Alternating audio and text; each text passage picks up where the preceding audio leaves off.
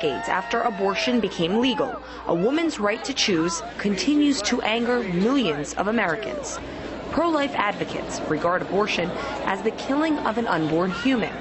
But according to Pastor Clenard Childress, Roe v. Wade doesn't just target babies. The New Jersey Reverend says the Supreme Court ruling is being used to wipe out an entire race of people. Pastor Clenard Howard Childress, thank you for joining me. Thank you for having me. I understand that you are the founder of a pro-life website called blackgenocide.org. Yes. Why did you start this website?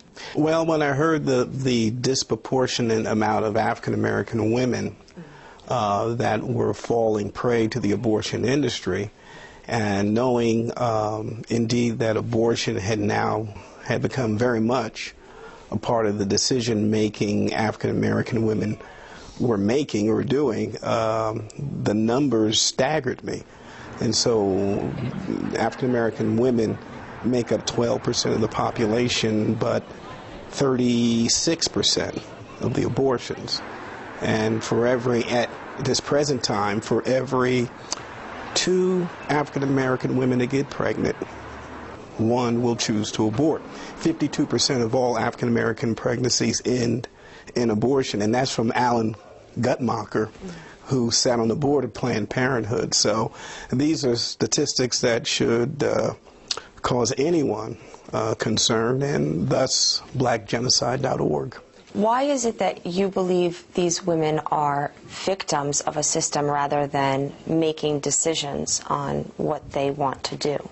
No doubt the abortion industry targets African Americans, minorities. 78% of all Planned Parenthoods, abortuaries I call them, but clinics are located in minority neighborhoods. The targeting of African Americans has now been documented. So we have to look at the abortion industry and look at the philosophic views. And minorities is something that they want less of. Ruth Bader Ginsburg made the comment, at the time Roe versus Wade was decided, we believe they were trying to get rid of populations that we don't want too many of. She made that comment July 11th, 2009, and today, of last year. Today, we're seeing that Roe versus Wade was not decided based on law, but based on ideology. Just to clarify, you're saying that abortion providers such as Planned Parenthood are purposefully trying to unleash genocide on the African American female community. That is their intent. Well, yes. If abortion was not lucrative, it would not be legal. There's no question that Planned Parenthood, the leader of the abortion industry in this country, they account for 18% of all abortions. And when you look at the abortion leader and you look at their ideology and their philosophy and their roots and see where all their abortion clinics are located, in Houston, right now they're building a mega, it's an enormous building in the African American neighborhood and Hispanic, designed for completely abortion. They're marketing abortion, not women's health care. They're marketing abortion, and many people need to know in that building, there's a floor dedicated to late-term abortions. And I want America to know late-term abortions are still going on in this country. And so we have to understand that the ideology, the philosophic views of the eugenics movement was to target African Americans, and they're still being targeted today. Planned Parenthood provides other services other than abortions for the patients that go there to the clinics. And all their patients are not black women. They have women that are of all race, all religions, all ethnicities. What do you say about all the white women that get abortions? Well, I'm looking at the locations. locations you go to, the market that you're trying to reach. And that's African Americans. Anyone who studies marketing would know, indeed, that's what you do. If you want to reach the Hispanic community, you don't set up in the Italian community, you set up in the Hispanic community.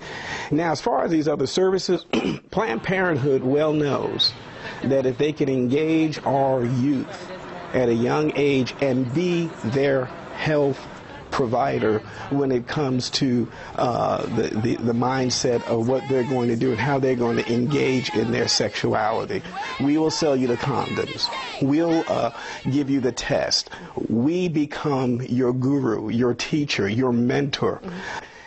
If Planned Parenthood was really interested in the health of these women, they would tell them about the obvious links between abortion and breast cancer, the obvious link, which is empirically proven, that multiple abortions cause one not to be able to carry full term when they do have a child. African American women now lead the country in preterm deaths of their children.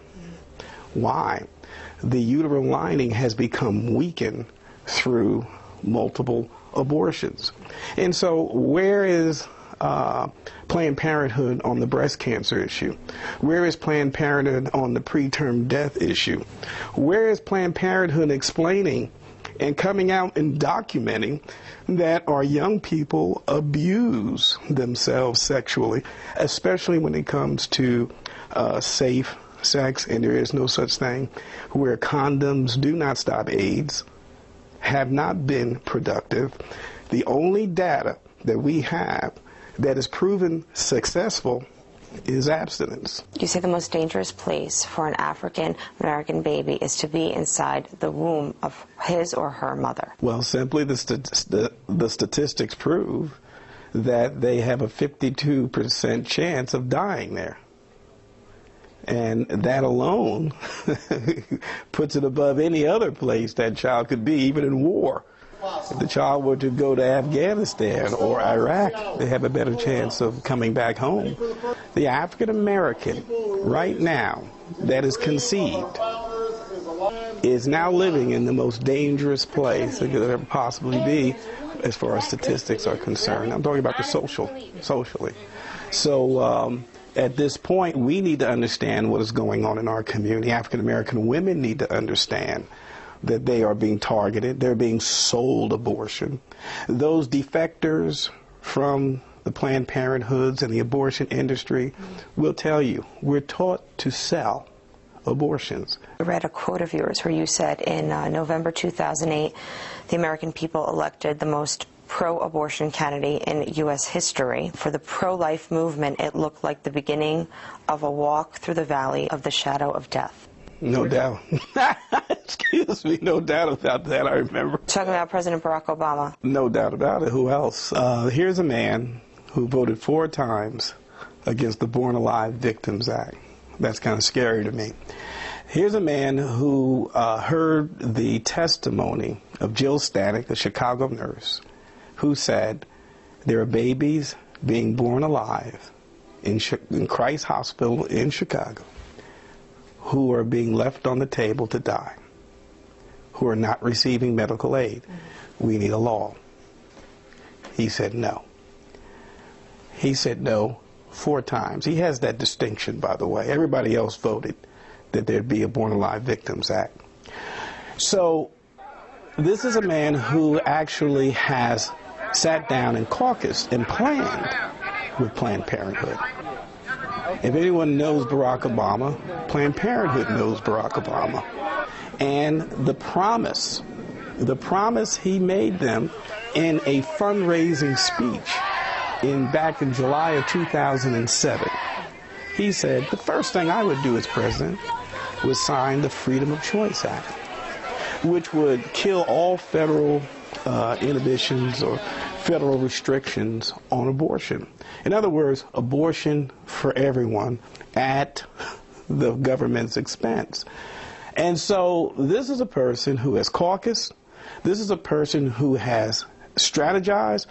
This is a person who voted 4 times against the Born Alive Victims Act because of his ties with Planned Parenthood. You're saying that President Barack Obama is supporting a black genocide? No doubt about it. If anybody, here's a Harvard law graduate, a constitutional law, who is taught how to take information, disseminate it, evaluate it, and then can articulate it.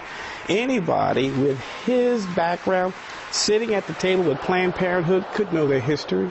He could know the stats. Barack Obama has been a blessing to America because many people began to look at his record and began to investigate and get on the internet and look at some of the things that he has voted on, some of the issues that why these pro-lifers raising their hands up and asking that America not elect a person with such a horrific record when it comes to abortion. If it's victimizing my people, there's unquestionably, as a shepherd, I need to stand up and cry aloud. I don't care what color you are. Why would the President of the United States, let alone a black president, support something like this? It's ideology. It's what you believe. And I don't think he makes his decisions based on color. I think he makes his decisions based on class. I see Barack Obama often has a elitist mindset. And so, therefore, the lesser ones are expendable, especially if it's going to cause me or cause our organization or our party to have power. It's certainly not a faith position he takes on this issue. So if you had it your way, you would basically not allow abortions across the board, even in the situation of rape and incest? I believe that every child has a right to life. I believe no one, for any circumstances, should cut off the life of a child in the womb. And doors are opening for our message to get into every home, every hamlet, every city. And for the first time, I can really see a wave of African American leaders for the first time beginning to lay hold on this, that they have to do something about it. So it's education. I pick my spots and I decide to unquestionably make sure that the truth is told, and if it means offending Democrats or offending Republicans or independents, that doesn't matter. We have to let the truth prevail. Pastor Childress, thank you very much for your time. Thank you.